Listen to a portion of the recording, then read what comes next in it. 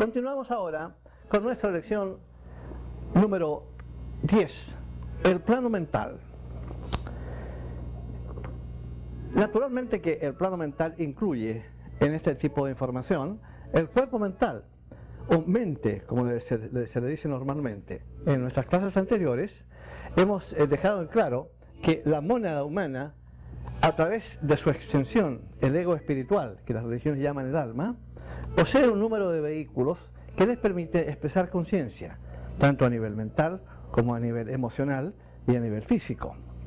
Estos 5 vehículos que ya hemos mencionado anteriormente, volvemos a repetirlos ahora porque nunca se repite lo suficiente en este tipo de cosas. Tenemos el cuerpo físico primeramente, que es el que nos permite actuar a nivel físico, su doble etéreo, que es el que nos comunica con los vehículos más sutiles, el cuerpo astral, que es el mecanismo que genera emociones y deseos en nosotros, y el cuerpo mental, que es el que nos permite pensar. ¿Por qué dirán ustedes que necesitamos un cuerpo mental para pensar? Muy sencillo, porque la mónada humana es divinidad, como ya sabemos, tiene todo el potencial increíble de pensamiento que uno pueda imaginar, pero no sabe hacerlo porque todavía no lo tiene desarrollado. La capacidad pensante de la mónada es infinita, pero como no la tiene desarrollada, no la puede expresar. Para que pueda aprender a pensar, para que pueda desarrollar esa capacidad innata, natural que tiene, necesita ayuda. Y esa es la razón por la cual la naturaleza la provee de lo que se llama el cuerpo mental, el mecanismo en nosotros que permite el proceso que llamamos pensamiento. Debemos entender que el verdadero pensador realmente es el ego espiritual, es el alma, pero el mecanismo para pensar no lo tiene. En consecuencia, la naturaleza se lo entrega como una entidad separada que está junto con él, naturalmente, que llamamos el cuerpo mental o mente, esencialmente. Este cuerpo mental, que está hecho, como ya dije, de materia mental, la tercera división de materia, de las 7 tipos de materia que existen en el universo, este cuerpo mental tiene características propias, naturalmente. Y si acaso no se le disciplina y no se le enseña a funcionar como nosotros queremos realmente, puesto que es nuestro instrumento para nuestro uso, se transforma en algo peligroso, porque quiere funcionar por su cuenta totalmente. Representa una energía muy poderosa, una energía universal, como es el pensamiento, que tiene un gran poder, es de tipo eléctrico. Y en consecuencia, si no se la controla adecuadamente, el cuerpo mental comienza a regir la vida del individuo que lo posee. Como ustedes podrán entender, esto no es razonable.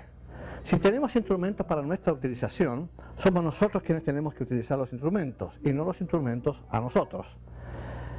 Eso es sentido común, básico. Pero claro, es más fácil hablar de ello que hacerlo, porque aprender a manejar la mente no es cosa fácil. Es un instrumento muy potente, muy poderoso, que tiene, como quien dice, una vida propia y que quiere expresar pensamientos, punto. No le interesa si esos pensamientos son buenos, son malos, son positivos, son destructivos, son morales, son inmorales o como sea. Eso no le interesa, porque no tiene la capacidad para pensar en esos términos. Lo que le interesa es simplemente emitir pensamiento, eso es todo. Pero consideraciones de orden ético o moral no tiene, porque no está construido para eso. Esa parte es la que nos corresponde a nosotros, al ego espiritual que nosotros somos. El yo espiritual que somos nosotros, el alma, ese es el que nosotros somos.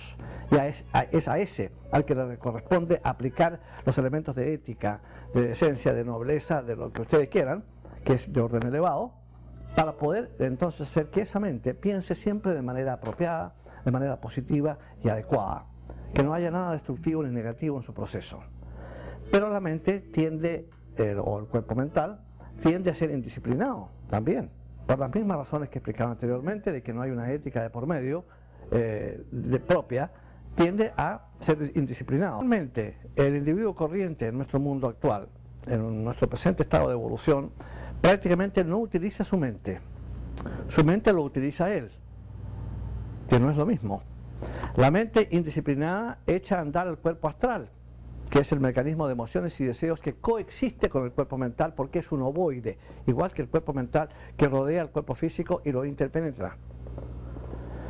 Y en consecuencia, los deseos y emociones que son excitados por la mente pasan a ser algo también descontrolado. La labor del cuerpo mental o mente es aprender a controlar las emociones y los deseos, vale decir, aprender a subyugar al cuerpo astral.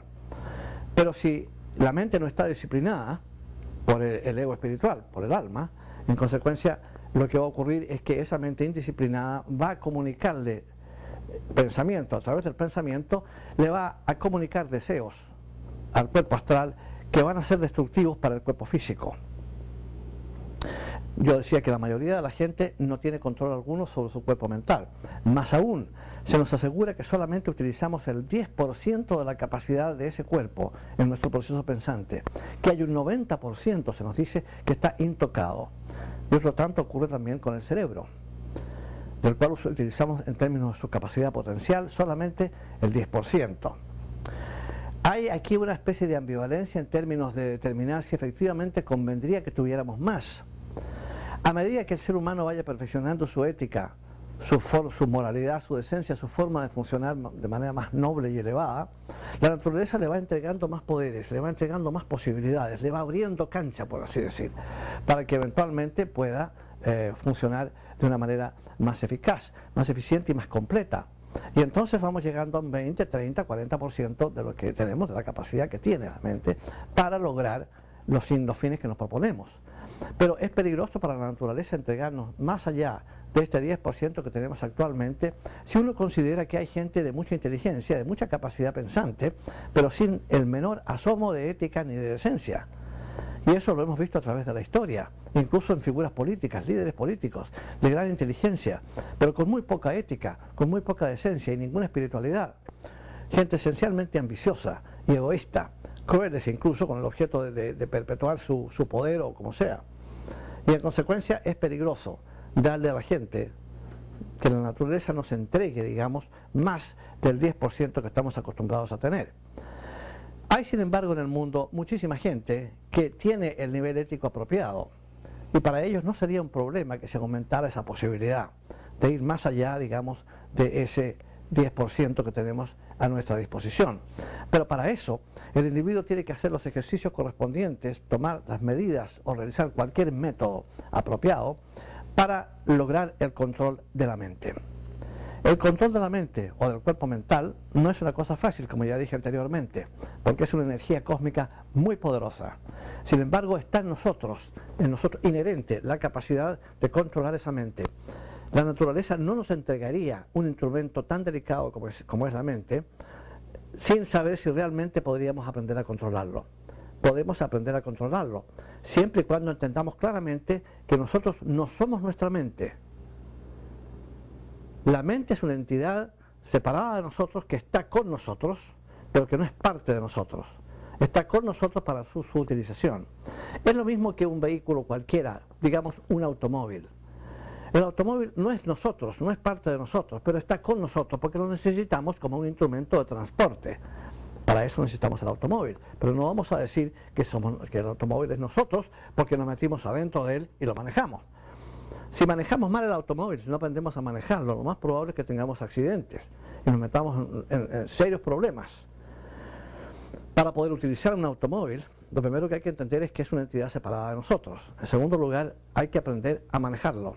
Hay clases de manejo, a veces se aprende espontáneamente, hay gente que lo maneja mejor que otra, como ustedes saben, pero hay que aprender a manejar el instrumento, el vehículo. Eso es lo que es la mente, un vehículo, y hay que aprender a manejarlo. La mejor forma de aprender a manejar la mente es a través de la meditación. ¿Por qué? Porque para poder llevar a cabo un proceso meditativo adecuado, lo que hay que tener es una capacidad de concentración. Y ahí es donde comienza todo. Normalmente el ser humano está emitiendo ondas pensantes, ondas cerebrales continuamente de orden eléctrico que se clasifican como ondas beta. Esas ondas beta vibran a una velocidad que hace que sean desordenadas en ese sentido. Normalmente el individuo contemporáneo vive en ondas beta, funcionando en ondas beta, emitiendo onda beta. Y ese es, en parte, el problema del desorden mental que tiene. Cuando el individuo se sienta a meditar y es capaz de silenciar su mente, es capaz de concentrarla en una sola cosa durante un número de minutos, o de 1 hora o media hora, o como sea, que no es cosa fácil al comienzo, comienza en consecuencia a controlar a su mente. Ese es el primer paso que hay que dar, si lo que queremos es meditar. Para meditar hay que, por supuesto, tener un objetivo. Uno no medita porque sí. Cualquiera sea el objetivo, si uno quiere tranquilidad, quiere paz o quiere obtener algo específico, etc. La forma de hacerlo es naturalmente meditando. A nadie se le ocurre ir a un teléfono a hacer una llamada telefónica sin saber a quién va a llamar. Sentarse a meditar, porque por meditar no tiene sentido. El meditar tiene que tener siempre un objetivo. La persona tiene que tener claro en su mente qué es lo que desea. Una vez que lo tiene claro en su mente, entra el mecanismo de meditación. El mecanismo de meditación comienza con la capacidad para concentrarse. El ser humano tiene que ser capaz de lograr esa concentración. Un ejercicio, por ejemplo, de sentarse con la vista o con la mente, simplemente los ojos cerrados, si usted desea, como usted desee, en una sola cosa durante 3 minutos, sin permitir ningún otro pensamiento de ninguna especie, solamente concentrar la mente en una sola cosa, cualquier cosa, una vela apagada o encendida, un teléfono, un cenicero, cualquier cosa, o si mejor lo desea, cerrar los ojos e imaginarse una cosa determinada, pero nada más que eso, durante 3 minutos. Ustedes van a ver lo difícil que resulta. Es más difícil para algunas personas que para otras, y es más demorado lograrlo para algunas personas que para otras, pero uno tiene que ser capaz de estar concentrado totalmente en una sola cosa durante todo el tiempo que sea necesario, porque es la única forma de silenciar la mente. Cuando se silencia la mente, se la pone bajo control, como así se dice, y los canales con la parte superior de nosotros se abren, y entonces entramos a un proceso de pensamiento superior. Una vez que tenemos el control completo del instrumento, que llamamos mente, no hay límite para lo que el ser humano puede realizar. Ahí está el peligro de que hablábamos anteriormente, de que esto caiga en manos de personas inteligentes, disciplinadas, pero inescrupulosas o egoístas, que quieren aprovecharse de los demás usando su poder mental. Eso ha ocurrido en el pasado. Si esas personas supieran el karma que se echan encima, las consecuencias que les van a venir, como la mala utilización de un poder tan crucial como es el pensamiento, pensarían 2 veces antes de hacer lo que hacen. Pero generalmente esto ocurre porque hay en ese aspecto ignorancia. Gente que se ha desarrollado en muchos sentidos, que tiene un gran intelecto, pero que nunca han llegado a comprender lo que es la ley de compensación, la ley de consecuencia, conocida en el Oriente como la ley del karma. Todo lo que hacemos siempre va a tener un efecto. Si lo que hacemos es dañino y doloroso para otros, el daño y el dolor vendrán a nosotros en la misma medida. Si esto se entendiera claramente, cuánta maldad sería prevenida, no tendría lugar. Sencillamente si se entendiera claramente que lo que dice San Pablo en su carta a los Gálatas, no os equivoquéis, Dios no es burlado, lo que sembréis, eso mismo cosecharéis. Eso lo dice San Pablo, el apóstol cristiano, en su carta a los Gálatas. Está expresando lo mismo que expresaba Emerson, el gran pensador americano, cuando llamó a la ley del karma la ley de consecuencia, la ley de compensación también se le llamó. Es una ley que existe en el universo y a la cual no podemos marginarnos. Aunque queramos hacerlo, igual vamos a pagar siempre las consecuencias de lo que hagamos. Hay gente muy inteligente intelectualmente, pero que parece no entender este principio y en consecuencia usan su inteligencia para hacer daño.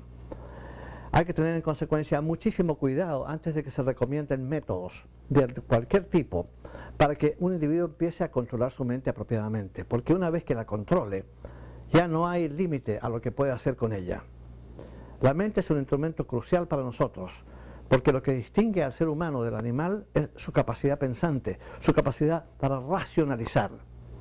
Ya veremos en el próximo segmento de esta presentación cómo la capacidad pensante o racionalizadora, digamos, tiene también considerables límites, porque está basada fundamentalmente en premisas, y esas premisas o son incompletas o son equivocadas, y entonces sacamos conclusiones que no son las adecuadas. Sin embargo, no podemos prescindir en nuestro presente estado de evolución de este instrumento extraordinario que llamamos la mente, nuestra capacidad pensante, nuestra capacidad para decidir por nosotros mismos, nuestro libre albedrío, por así decir, y en consecuencia la responsabilidad moral que conlleva el hecho de que cuando procedemos, saber exactamente lo que estamos haciendo, y si estamos haciendo daño, tenemos que tener una idea bien clara de que efectivamente estamos haciendo daño. Si continuamos haciéndolo, a pesar de saberlo, las consecuencias pueden ser extremadamente dolorosas.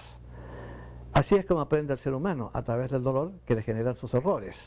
El dolor trae la reflexión trae el proceder correcto, y el proceder correcto trae el avance. Esa es la mecánica, esa es la dinámica en la cual nos movemos para lograr el desarrollo del enorme potencial divino que todo ser humano lleva dentro de sí.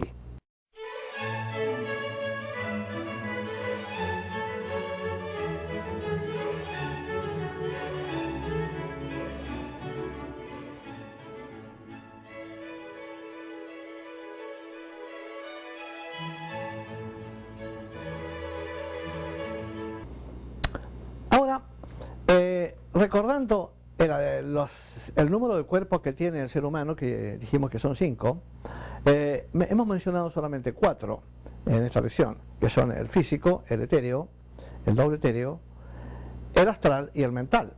Tenemos un quinto vehículo, por supuesto, como ustedes ya saben, porque lo hemos mencionado en clases anteriores, que se conoce como el cuerpo causal. El cuerpo causal, o cuerpo espiritual, como se le llama también en algunos textos, está estructurado de materia mental superior. Recordemos a los estudiantes que cada uno de estos planos, el plano físico, el plano astral y el plano mental, están subdivididos en 7 subplanos, por así decir.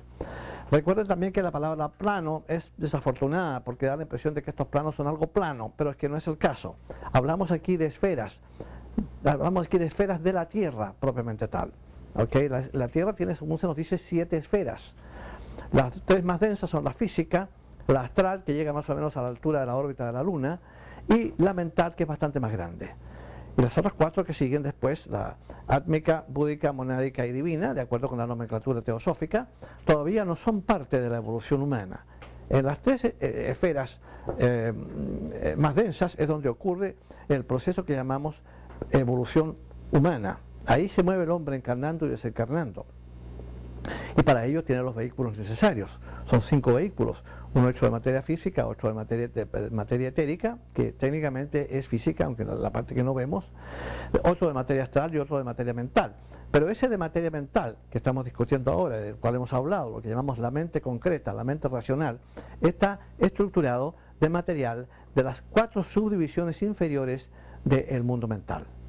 El cuerpo causal o mental superior o espiritual, como se le llama también, está estructurado por materia de las 3 subdivisiones superiores del mundo mental, la región causal. Se le llama en consecuencia también cuerpo causal porque en él se almacenan todas las cosas buenas que hemos aprendido, ya transformadas en facultad en el mundo mental inferior. Y en consecuencia esas cosas buenas van a reflejar en la próxima encarnación como facultades naturales, como lo que llaman dones. En esta filosofía, hermanos, no hay dones de Dios, de ninguna especie. No hay un Dios que dé dones a algunas personas y se los niegue a otras. Las mismas personas que enseñan eso dicen que Dios es infinitamente justo y que tenemos una sola vida para vivir. Entonces la cosa no tiene el menor sentido, porque un ser medianamente justo no pondría a sus hijos en un planeta en condiciones tan dispares como son las que nos encontramos continuamente. Por todos lados lo que vemos es disparidad. De manera que ese tipo de arbitrariedad no tiene nada que ver con la justicia. Es mucho más sensato, y no tiene nada que ver con Dios tampoco, es mucho más sensato suponer que lo que tenemos es porque nos lo hemos ganado. Lo que no tenemos es porque no lo hemos ganado aún. Y los que tienen ciertas capacidades, ciertas facultades, es porque han trabajado en ellas, y han trabajado en ellas de manera disciplinada y adecuada, y han logrado en consecuencia ese conocimiento. Y eso es por esa razón que hay veces que cuando un niño revela facultades especialísimas para la música, para las matemáticas, para la literatura, por lo que sea, no es porque nadie le haya dado nada, no es por dones de ninguna deidad imaginaria, es simplemente porque él mismo ha trabajado anteriormente, en vidas anteriores, en esos campos, y ha logrado entonces esa capacidad. Esa facultad esa capacidad que se torna en facultad en el mundo mental concreto y que pasa a depositarse en el mundo mental superior, en el mundo causal, y que en el cuerpo causal de cada persona, va a reflejar en la próxima encarnación del individuo como talento personal, espontáneo, que le va a permitir sobresalir sobre el resto de la gente. ¿Pero por qué? Porque se lo ha ganado, esencialmente. Ese cuerpo causal, en consecuencia, es el único que no se desintegra. Los otros 4 vehículos se desintegran después de cada encarnación, dejando solamente un átomo, como ustedes saben, el átomo simiente, ya lo hemos explicado en qué consiste. Pero ese vehículo, el causal, hecho de materia mental superior, de las 3 subdivisiones superiores del mundo mental, ese no se desintegra nunca, ese va creciendo y creciendo a medida que le vamos añadiendo más conocimiento, más virtudes, más cosas positivas, y eventualmente va reflejando con cada vez mayor intensidad en las personalidades que vamos creando cada vez que encarnamos. Y entonces ese cuerpo causal está hecho de, como ya dije, de una materia muy sutil, muy fina, muy especial y muy hermosa. Cuando crece al punto de máximo desarrollo es como un arco iris, algo bellísimo. Al comienzo es un ovoide, como una burbuja iridiscente, como esas pompas de jabón con que solíamos jugar en la escuela, iridiscente así, pero sin gran cosa dentro. A medida que va creciendo y se le van añadiendo cosas que el individuo va aprendiendo durante sus encarnaciones, va tomando una forma circular, digamos de esfera, y eventualmente creciendo y creciendo hasta transformarse en un verdadero arco iris de colores preciosos que realmente rodea al individuo y que va indicando entonces su grado de considerable desarrollo. Ese es el cuerpo causal, el único vehículo que, como ya dije anteriormente, no se desintegra, sino que va creciendo y creciendo con cada una de nuestras encarnaciones. Tengamos bien en claro, en consecuencia, que el mundo mental tiene dos subdivisiones: la concreta, vale decir, las 4 subdivisiones inferiores, y la abstracta o causal, que tiene las 3 subdivisiones superiores del mundo mental, de ese mundo. Como ustedes se podrán imaginar, y como hemos explicado anteriormente, la interacción entre el vehículo mental o mente y el cuerpo astral es continua. Muchas veces un deseo nos despierta un pensamiento específico, otras veces es al revés. La mayoría de las veces es el pensamiento lo que nos despierta un deseo determinado, específico. La mecánica ocurre, por supuesto, en tándem con el cuerpo físico. Supongamos, por ejemplo, que han pasado unas horas y no hemos comido, y vemos una manzana encima de una mesa.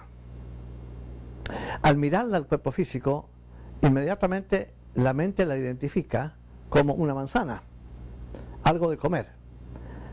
Del momento que lo hace, casi instantáneamente hay una reacción de parte del cuerpo astral. Como quien dice, el cuerpo mental le pasa el dato al cuerpo astral, ahí hay algo de comer. Y el cuerpo astral entonces genera el deseo de comer. Y a su vez estimula al cuerpo físico para que mueva el brazo a la persona y la mano, coja la manzana y empiece a comerla. Ese mecanismo es lo que permite que el cuerpo físico continúe funcionando, porque para que el cuerpo físico continúe funcionando necesita naturalmente nutrición, necesita comida. No la tendría si no fuera por los mecanismos que incitan apetito en su organismo y al mismo tiempo por el deseo de comer. Porque figúrense ustedes lo que ocurriría. Aunque el ser humano, aunque el cuerpo físico del ser humano tenga mucha necesidad de nutrición, digamos, y estén todos los mecanismos que generan apetito funcionando, si no existiera en nosotros el deseo, porque no tuviéramos cuerpo astral, no tuviéramos mecanismo de deseo y emoción, no comeríamos. Si no existiera en nosotros el deseo, el cuerpo astral, fundamentalmente, no nos moveríamos, no caminaríamos, no hablaríamos, no haríamos nada. Imaginarse a un ser humano con ausencia de deseo es la cosa más difícil del mundo.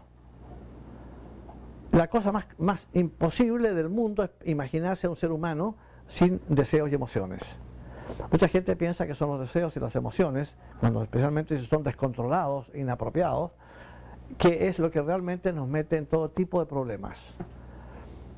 Pero el deseo no tiene absolutamente nada que ver, es una fuerza, nada más. Lo mismo que la electricidad, que es una fuerza que puede ser ocupada para iluminar una ciudad o para electrocutar a un ser humano.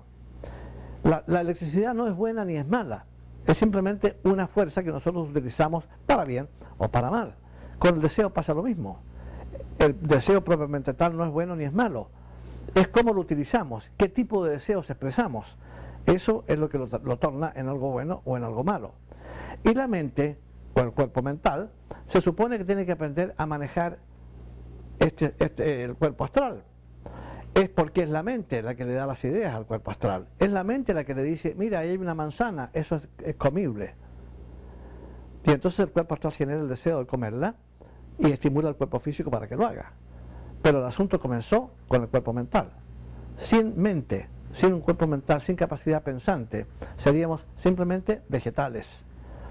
Recuerden ustedes lo que ocurre cuando una persona sufre de una hemiplegia, un ataque cerebral, una gran hemorragia, que deja a la persona impedida cerebralmente y en consecuencia sin poder utilizar su mente.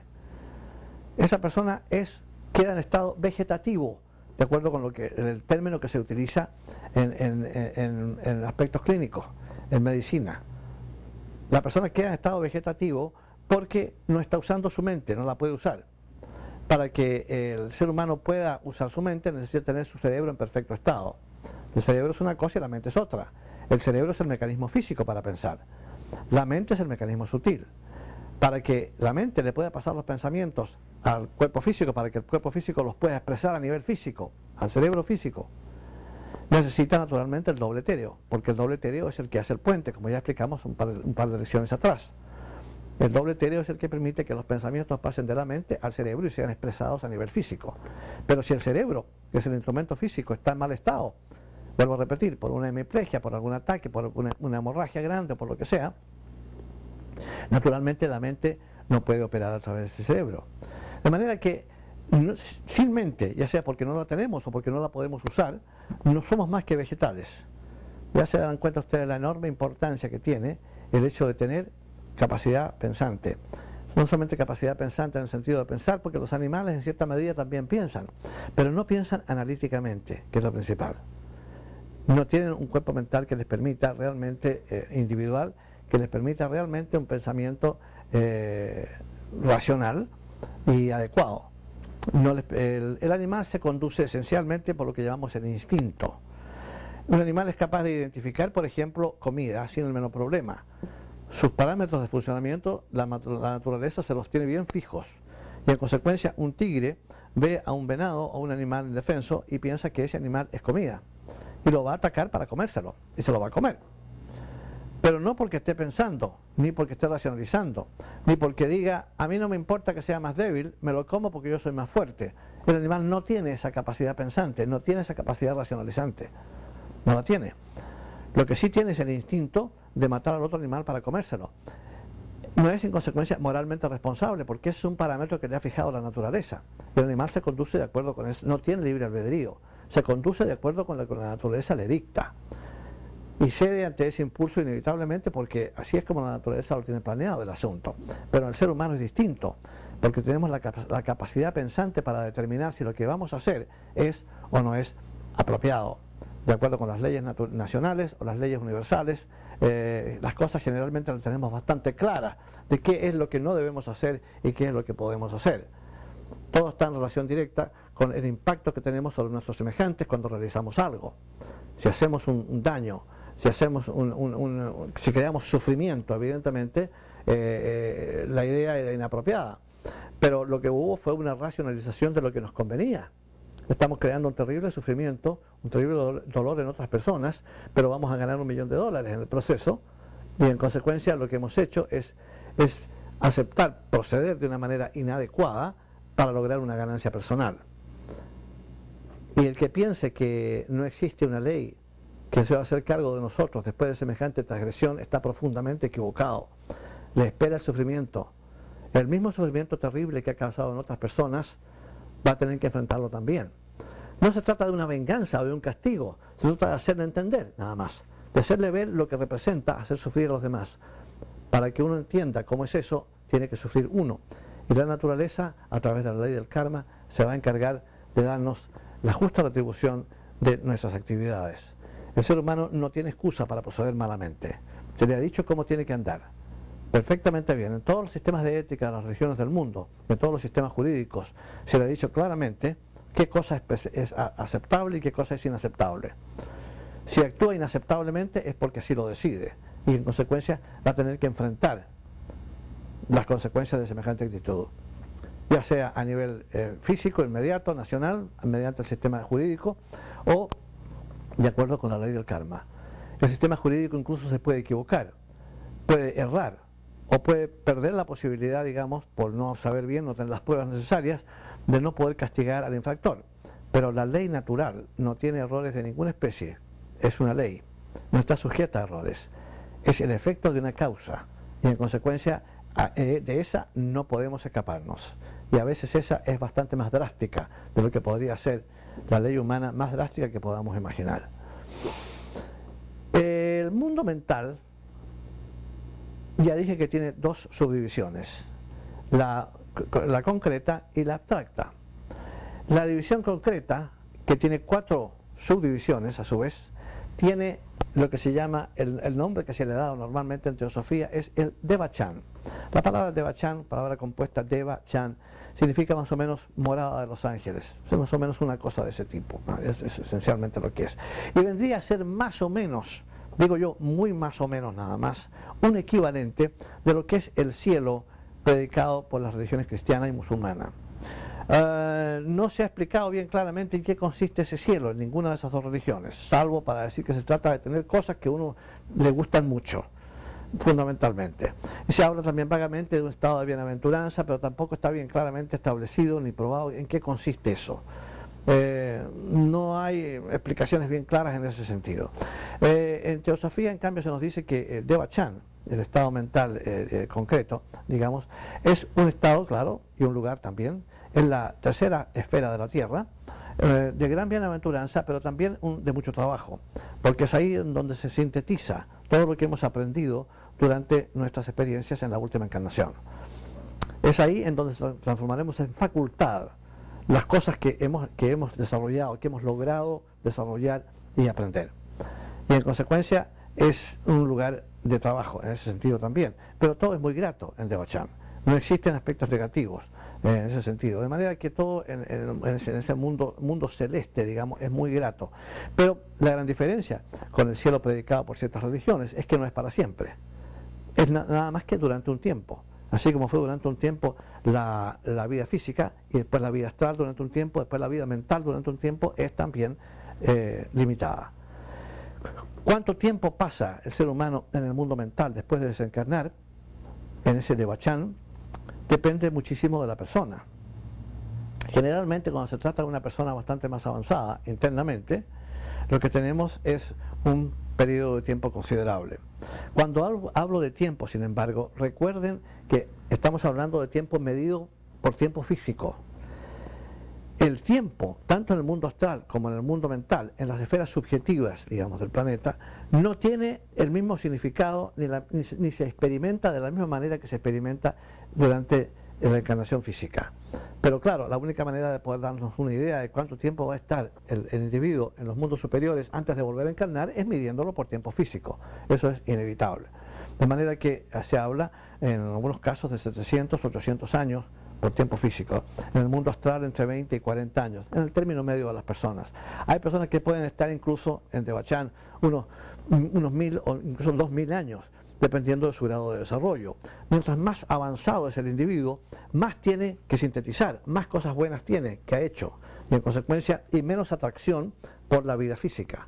Y en consecuencia eso hace que su permanencia en las esferas subjetivas de la Tierra sea bastante más prolongada de lo que puede ser la de otros.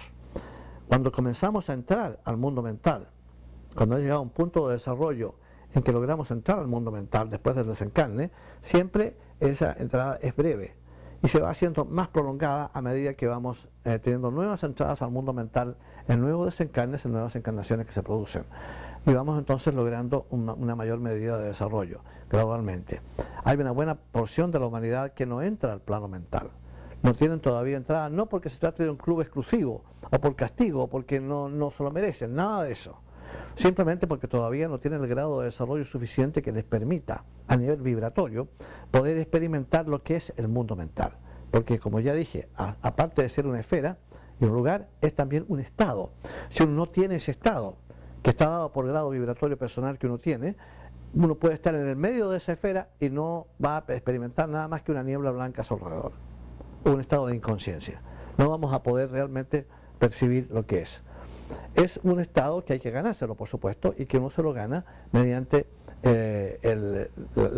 mediante vivir una vida adecuada y especialmente una vida que vaya inclinada siempre hacia la idea de avanzar, hacia la idea de lograr una superación, especialmente si no tenemos un gran intelecto. Es esencial trabajar en eso, ir a la biblioteca pública en vez de ver tanta televisión o cosas así, para leer y gradualmente ir expandiendo nuestra mente y dándole entonces un mayor nivel de orden intelectual. De manera que, una vez más, podemos concluir que el ser humano es dueño de su propio destino. Su capacidad para entrar al mundo mental y lo que va a lograr de ahí, como consecuencia de su entrada, depende mucho de su esfuerzo personal, nada más. Esto nunca se repite lo suficiente porque desafortunadamente hay religiones que han enseñado que todo está en manos de Dios. En esta filosofía que llamamos teosofía, no existe intervención divina alguna en ese sentido. La divinidad nos entrega todo lo que necesitamos. Nos entrega el planeta, nos entrega las leyes naturales del universo, nos entrega los otros reinos de la naturaleza con los cuales interactuamos, nos entrega los vehículos necesarios, una mente para pensar, un cuerpo astral para sentir, un cuerpo físico para funcionar a nivel físico, nos entrega la vitalidad a través del doble etéreo, nos entrega todas estas cosas y nos entrega los unos a los otros para la interacción esencial que existe en el proceso de desarrollo. Pero una vez que todo esto está entregado, y el planeta además, por supuesto, una vez que todo esto está entregado, la divinidad se retira. No es que se vaya a otra parte, simplemente no interviene más. Y es el ser humano el que, ya teniendo todo a su disposición, tiene que hacer el trabajo necesario para desarrollar ese extraordinario potencial que lleva dentro de sí y que le caracteriza como un ser humano, a diferencia de los animales. No hay nadie que pueda dárselo, es él quien tiene que ganárselo. Y entonces la aplicación adecuada del trabajo del cuerpo mental es fundamental en todo este proceso. Mientras el individuo no controle su mente adecuadamente, no va a poder avanzar de manera significativa y va a continuar estancado, encarnando una y otra vez cuando no tiene necesidad de hacerlo en tantas ocasiones, porque simplemente no ha aprovechado su encarnación adecuadamente. Para hacerlo, tiene que primero tener absoluto control sobre su cuerpo mental, y hay naturalmente modos y métodos para hacerlo.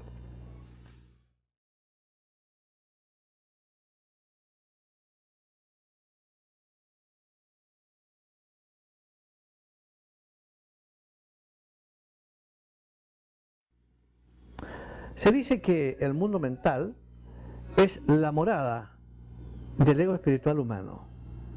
Ahí, como quien dice, es donde estamos anclados, por así decir. La personalidad es una extensión del ego espiritual, es una extensión de la mónada, mejor dicho, es una extensión del ego.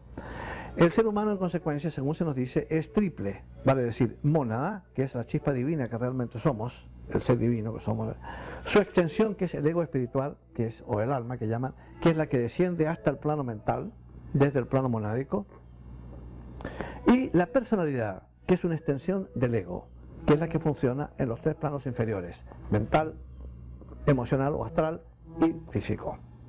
Ese es el ser humano, está dividido en tres, por así decir. Y en consecuencia, esta división es necesaria porque para que puedan funcionar las energías de una manera tal que nos permita conciencia a niveles inferiores, tiene que haber continuamente una comunicación con los niveles superiores. El ego espiritual, el alma, es el lazo que une la parte superior de nosotros, la mónada, con la personalidad. Al comienzo, esa comunicación es muy tenue, es como un hilito, nada más, en donde la influencia monádica va a ser mínima. También por el hecho de que la mónada no tiene mucho que ofrecer en términos de conciencia. Recordemos que la está obteniendo en base a las experiencias del ego espiritual, que a su vez las obtiene en base a las experiencias de la personalidad. Una vez que el ser humano funciona a nivel físico, emocional y mental, empieza a tener las experiencias naturalmente que le van a ir dando su desarrollo. Y ese desarrollo va siendo asimilado por el ego, que a su vez, el ego espiritual, que a su vez lo va entregando a la mónada, de la cual pende, o depende, como ustedes quieran, fundamentalmente. Acuérdense que somos seres triples en ese sentido, bien importante de recordar. Otro aspecto también que es importante de recordar en términos es el asunto de lo que se llama, ustedes lo habrán oído hablar a veces, del récord acásico o memoria acásica que se llama, que se dice que es la memoria de la naturaleza. Bueno, es la memoria de la naturaleza solamente en lo que concierne al ser humano. Es decir, para que uno pueda, digamos, revisar con absoluta precisión hechos históricos, sin depender de historiadores, que pueden haber estado equivocados muchas veces, porque es natural que así ocurra, son seres humanos, o porque estén prejuiciados por preferencias políticas o espirituales o de lo que sean, y en consecuencia no nos han contado toda la historia, o no nos han contado la historia como realmente es, etcétera. Se ha probado incluso que historiadores famosos como Heródoto han cometido errores que después fueron comprobados por otras fuentes. Es importante tener un método, una fuente, digamos, por así decir, a dónde ir para realmente saber exactamente qué es lo que ocurrió, digamos, hace, 3.000 años atrás, 4.000 años atrás, 2.000 años atrás. ¿Qué fue lo que realmente ocurrió durante el período egipcio, durante el período romano, durante el período griego? Son etapas bastante importantes, bastante cruciales en términos de desarrollo humano, y sería siempre bien interesante tener una idea muy precisa de qué fue lo que ocurrió durante esa época. Para ello hay que mirar en lo que se llama el récord acásico, y el récord acásico está en el plano mental concreto. Ese es, porque él dice, el banco de memoria de la naturaleza. En el plano mental concreto están anclados, por así decir, todos los egos espirituales de los seres humanos, y en consecuencia todas las memorias personales también. Esto quedó en claro cuando, mediante un método objetivo realmente, cuando los psiquiatras empezaron a usar lo que se llama el método regresivo de hipnotismo. Cuando los pacientes no se pueden curar de una determinada dolencia de orden psicológico, a veces psicosomático, que les trae grandes problemas, pero que es imposible de curar a través de medios físicos, de remedios físicos, los psiquiatras los envían, como quien dice, al pasado. Mediante el expediente de hipnotizar a la persona, se le lleva a años de la infancia, y entonces, ¿qué es lo que está operando ahí? Ahí lo que está operando es la mente subconsciente. De acuerdo con lo que se nos suele enseñar en teosofía y lo que se ha enseñado también en otras escuelas, y algunas muy antiguas, el ser humano es triple, tiene 3 mentes también. La mente consciente, que es aquella en la cual funcionamos normalmente, nuestro cuerpo mental, mente concreta, estado de vigilia, cuando estamos despiertos, eso es lo que se llama la mente corriente, la mente concreta. La mente subconsciente, y el nombre lo está indicando que es subconsciente, bajo el consciente, o sea, de la cual somos inconscientes, pero que existe, y la mente superconsciente, que está por encima de la mente consciente. La mente superconsciente es lo que normalmente llamaríamos el ego espiritual o el alma. Ahora, la única que parece tener una comunicación telefónica, por así decir, con la mente superconsciente es la mente subconsciente. Lo que el terapeuta, el médico, hace en consecuencia es hipnotizar al paciente para sacarlo de su mente consciente y llevarlo a su mente subconsciente. Esa mente subconsciente va a reflejar la mente superconsciente y en consecuencia la memoria de las vidas pasadas que tiene la mente superconsciente siempre consigo. Y entonces el médico puede llevar al paciente a vidas pasadas con ese recuerdo hasta dar precisamente con la incidencia que puede haber tenido lugar y que ha creado la situación traumática que está enfrentando ahora en su presente personalidad. Puede arguirse que se trata de algo más bien de tipo pseudo religioso y que puede ser una especie de una situación de una fe personal o de algo que puede incluso ser una invención. El problema con pensar en esos términos en este caso es que los pacientes se mejoran. Una vez que es posible identificar el trauma que ocurrió, digamos hace 700 años atrás en una vida pasada, y llevar ese recuerdo a la mente consciente, que es lo que hace el médico, el paciente se mejora. Y en consecuencia es evidente que lo que se ha hecho es ir a esa vida pasada para sacar ese problema de ahí y ponerlo en la mente consciente. Tenemos mecanismos psicológicos para protegernos de los impactos que la vida, a veces sumamente duros, nos puede dar. Y en consecuencia, esos mecanismos que tenemos nos hacen referir la situación a la mente subconsciente. Es como una bolsita que tenemos en donde metemos las cosas que no queremos oír, que no queremos porque son demasiado dolorosas, demasiado difíciles. Y en consecuencia ahí se va acumulando todo, en esa mente subconsciente se va acumulando todo aquello con lo cual no somos capaces de realmente lidiar eficazmente y que nos traería consigo todo tipo de dificultades a nivel mental corriente. Pero el problema está en que es como una herida infectada. Ahí eso se va guardando y se va guardando y eso queda en el átomo simiente, vuelve a manifestarse en la próxima encarnación y así sucesivamente, y hasta que finalmente surge, como quien dice, una herida infestada en donde el pus quiere salir hacia afuera y entonces surge en una vida futura en forma de un trauma de algún tipo. Dolores muy intensos en alguna parte del cuerpo, en una extremidad, por ejemplo, cosas así, que una vez examinado físicamente no tienen explicación posible, se ve todo sano y perfecto. Porque el problema no es somático, no es del cuerpo, sino psicosomático. Viene justamente de un trauma que ha ocurrido en una vida pasada. Esto naturalmente de paso confirma la teoría o la doctrina de la reencarnación, por supuesto.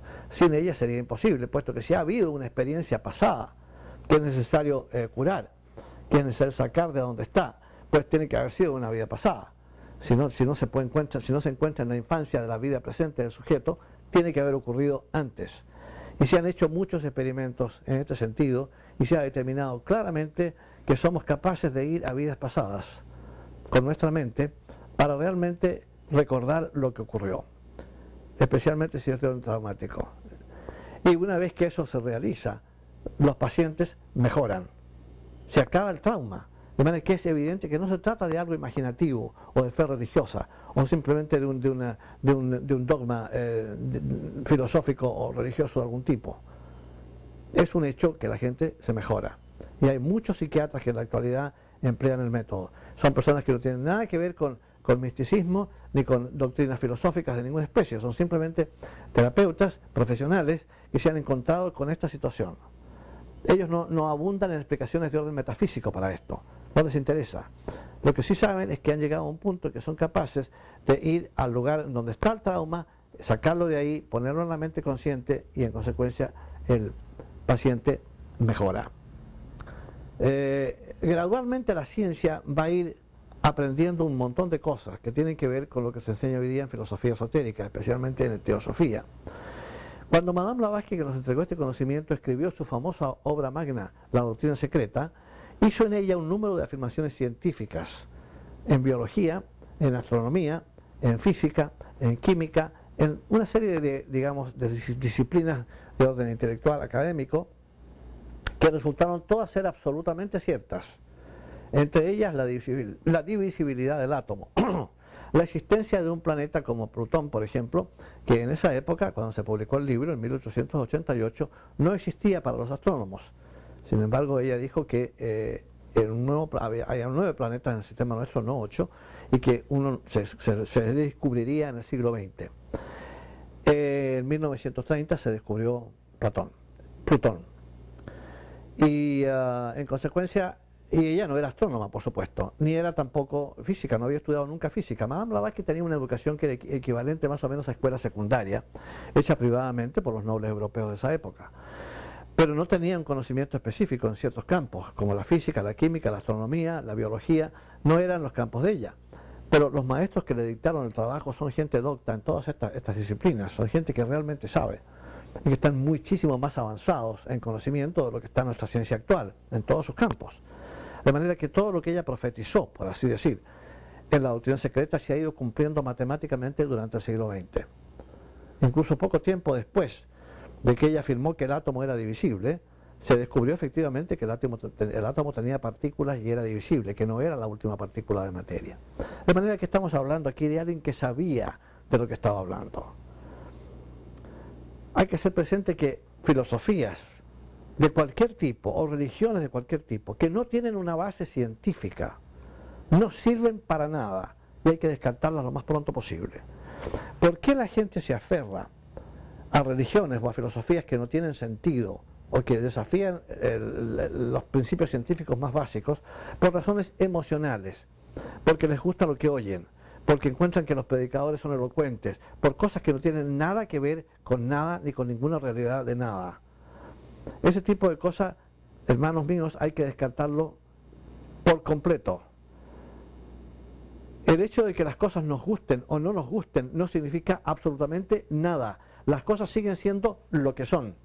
Nos guste o no nos guste, entendamos o no entendamos, aceptemos o no aceptemos, las cosas siguen siendo en el universo lo que son. Y eso es lo primero que uno tiene que tener el valor de enfrentar. Si vamos a estudiar doctrinas esotéricas, hay algunas que no son gratas de escuchar. Nadie tiene garantía de que la verdad va a ser agradable. Pero ¿qué es lo que nos interesa? ¿Una mentira agradable o una verdad desagradable? Eso es lo que tenemos que pensar. A mí lo que me interesa, lo que nos interesa a algunos de nosotros es la verdad. Que sea desagradable nos tiene sin cuidado. Sin tener la verdad con nosotros, sin tener las cosas como realmente son, no podemos funcionar de una manera tal que represente un verdadero avance. El que basa su avance en falsedades agradables de escuchar, no va a ir a ninguna parte, va a retrasar su avance. Y recordemos que la única razón por la cual estamos aquí es el avance, no existe otra. Importante recordar, sin embargo, cuando se habla de que el universo es una creación de la mente divina, que aquí no estamos hablando del plano mental divino, cuando hablamos del plano mental del esquema que hemos mencionado. Ese es el plano mental humano. La esfera astral de la Tierra es donde se encuentra el plano mental humano. Ahí tenemos los seres humanos, todos nosotros, unos ciertos nichitos, por así decir. Nichos que son cada uno nuestra propia mente. Y estamos siempre conectados con esa mente. Desde esa mente opera el ego espiritual, porque el ego espiritual está anclado ahí, fundamental, tratando de manejar desde ahí la personalidad, de esa parte superior, digamos. La mente divina es otra cosa. La mente divina está más allá incluso del séptimo plano, el plano divino. Cuando hablamos del esquema de los 7 planos, el plano superior Adi, el plano divino, digamos, esa es la mente divina. Ahí se encuentra la mente divina. La mente divina es distinta de la mente humana, es una mente infinitamente superior, por supuesto, y de otras características muy diferentes. Pero no hay que confundirse cuando se habla del plano mental con el plano mental divino. El plano mental, la tercera subdivisión o tercera esfera de la Tierra, es el plano mental humano. El plano mental divino está 4 planos más arriba. Es importante recordar eso porque generalmente se producen muchas confusiones con ese asunto. ¿Okay? Y es bien importante. Ahora, la esfera, digamos, mental es bastante más grande que la esfera astral, pero la esfera búdica es muchísimo mayor todavía, que es la que sigue a la esfera mental. Es tan grande que abarca casi todos los planetas de nuestro sistema solar. Es decir, todos los planetas de nuestro sistema, los 9 planetas de nuestro sistema solar, tienen una esfera mental y una esfera búdica, por supuesto. Tienen 7 esferas todos. Ahora, la esfera búdica de cada uno de estos planetas de nuestro sistema es tan grande que se confunde con las otras esferas búdicas de los otros 8 planetas que existen en el sistema solar nuestro. Ahora, la átmica, que es la que sigue a la esfera búdica, abarcaría todos los sistemas solares de la galaxia, en cada uno de los planetas que tenemos. Así es de grande para cada uno de los planetas. La monádica, a las 2 anteriores. Y finalmente la divina abarca, la esfera divina de la Tierra abarca casi todo el universo, prácticamente todo el universo. Se confunde por completo con todas las otras esferas divinas de todos los planetas y soles que existen, de todos los cuerpos planetarios cósmicos que suelen existir. En nuestra próxima clase vamos a hablar sobre el poder del pensamiento y vamos a explicar por qué es esencial aprender a manejar este poder tan extraordinario que nos ha sido entregado para asegurar nuestro avance. Hasta entonces.